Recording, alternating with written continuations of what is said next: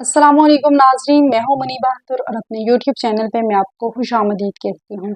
नाज़रीन, मैं जैसे नॉर्मली तरीके से पिछले 12 घंटे की अहम तरीन ख़बरें डिस्कस कर रही होती हूँ, आज मैं ऐसे नहीं करूँगी। आज मेरे मौज़ूआत मुख्तलिफ हैं, जिसमें मैं NCCIA के बारे में बात करूँगी और इसी के साथ दूसरे नंबर पर मैं बात करूँगी बाबर आज़म के बारे में, और आखिर में मैं बात करूँगी जो गज़ा में हो रहा है, जो गज़ा में हुआ है उसके पीछे की कुछ कहानी मैं बयान करूँगी, जिसमें सबसे पहले मैं NCCIA में बात करूँगी। जो मौजूदा सूरत हाल है उसमें ढकी भाई का केस है।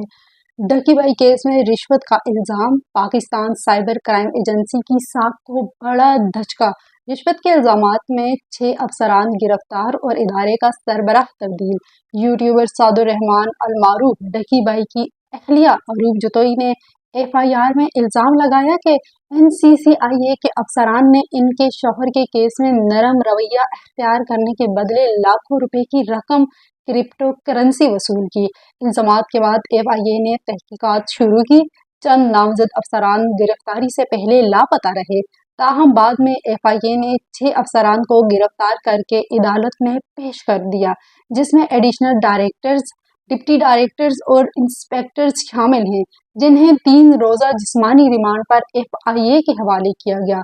स्कैंडल के नतीजे में NCCIA के DG वकारुद्दीन सैयद को ओहदे से हटाकर सैयद खुर्रम अली को नया सरबराह मुकर्रर किया गया। 6 अफसरान जेल में, तहकीकात जारी और इदारा नए सरबराह के साथ बहरान से निकलने की कोशिश में मसरूफ़। पाकिस्तान के वफाकी तहकीकाती इदारे FIA का कहना है कि रिश्वत सतानी, इख्तियारात के नाजायज़ इस्तेमाल के इल्ज़ामात के तहत गिरफ्तार national cyber crime investigation authority के अफसरान से 4.25 करोड़ रुपए से ज़ायद की रकम बरामद की गई है। ये बात FIA की जानिब से जुम्मे को लाहौर में मकामी अदालत में जमा करवाई गई रिपोर्ट में बताई गई, जहां NCCIA के ज़ेर हिरासत अफसरान को 3 रोज़ा जिस्मानी रिमांड मुकम्मल होने पर पेश किया गया। इस मौका पर अदालत को बताया गया कि तफ्तीश के दौरान 4,25,48,000 रुपये बरामद किए गए।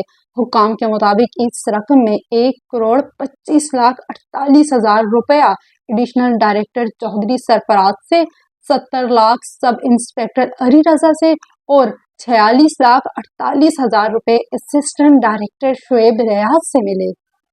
नाजरीन, अब मैं बाबर आजम की तरफ बढ़ूंगी। ये बाबर आजम का वो रूप नहीं था जिसे देखने रावलपिंडी में 17,000 शायाकीन क्रिकेट उमड़ आए थे। बाबर का वो विजन जो कभी तमाशाइयों की भीड़ स्टेडियम्स तक लाया करता था, अब न जाने किन किन हादसात की धूल हो चुका है। 4 साल पीछे जो बाबर आजम क्रीज की सिमत आते हुए सहल कदम और मरतकज नजर आता था, अब इसी क्रीज की जानब कदम बढ़ाते हुए मस्तरब नजर आते हैं। जो कंधे कभी जोश से उमड़ कर कलाइयों की बिल पर रन्स की ज़ियाफत सजाया करते थे, अब महज तवक्कुआत के वजन से ही बोझिल दिखाई देते हैं।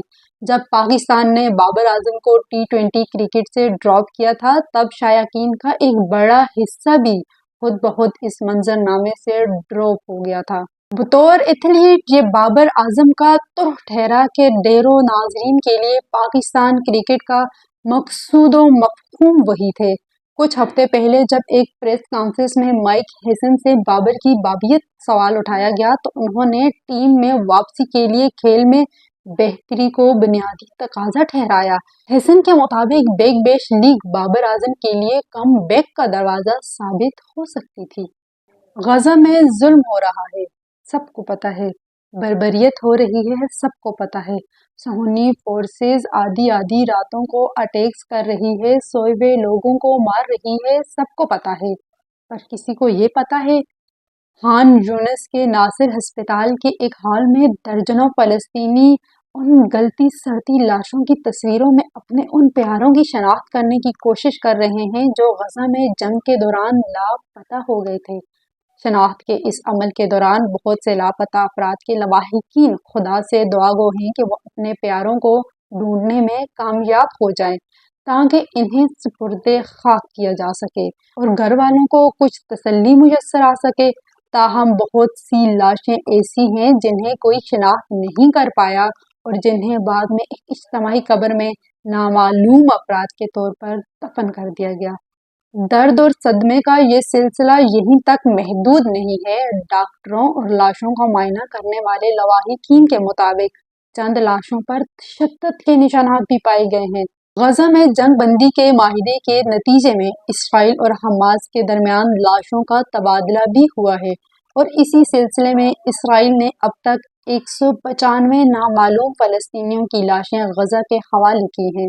ताहम 95 लाशों की शनाख्त की तस्दीक न होने के बाद इन लाशों को एक इज्तिमाई कब्र में दफन कर दिया गया। नाजरीन, आपको ये तहरीरें कैसी लगी? मैं आपके कमेंट्स का इंतज़ार करूँगी।